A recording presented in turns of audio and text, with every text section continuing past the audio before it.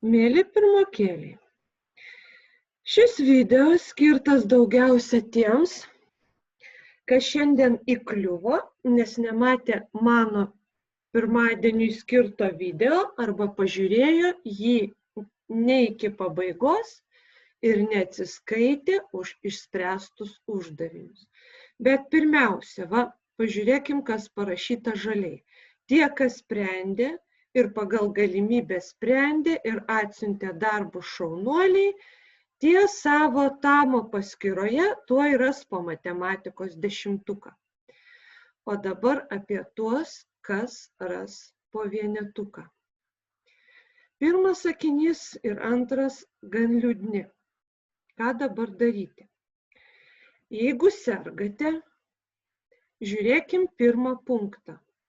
Jeigu tikrai sergate ir informacija bus gauta, tas vienetukas bus ištrintas, jokių problemų. Bet čia tėveliai turi parašyti auklėtojai. Ir čia ne vien man tas pats, visoms pamokoms tas pats vaikai.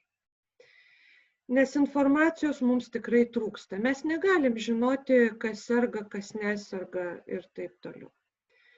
Dabar tiems, kas neserga, gavo vienetą ir nori taisytis.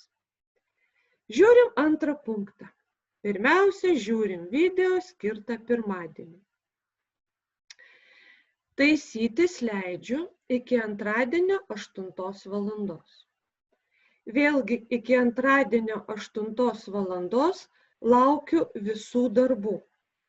Ir pirmadienio, ir antradienio, bet taisytis už pirmadienio vienetą galite iki 8 valandos iki antradienio. Kas ten turi būti? Aišku, ten turi būti uždavinukai. Aš dar kartą juos pakartosiu. Bet daugiau šansų taisytis nebus.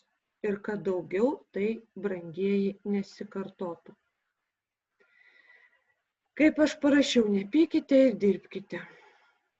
Trečią punktą skaityti visi mokam. Užtenka praeito kontrolinio. Pabandėt nespręsti, pabandėt nedirbti. Aš supratau, kad sąmoningai žmonėm jūs laikyti gerokai anksti.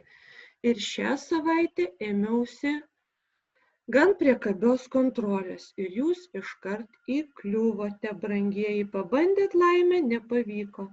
Pradėkit dirbti. Ir visą gyvenimą, žinokit, nieko už jūs nespręs. Pykit, nepykit. Jeigu kas nebuvot klasėje, ten yra 1-2 žmogeliukai, yra draugai, paprašykit atsiųs pavyzdžius, man aiškinimą atsiųs. Netgi pirmadienio video buvo aiškinimas. Tai aš tikiuosi, tas vienetas jums nepatinka ir daugiau tokių nesusipratimų nebus. Pabandėt, nepavyko ir daugiau taip nedarysit. Tai štai, linkiu gero darbo. Iki pirmokėliai ir tikiuosi, kad toks video bus paskutinis.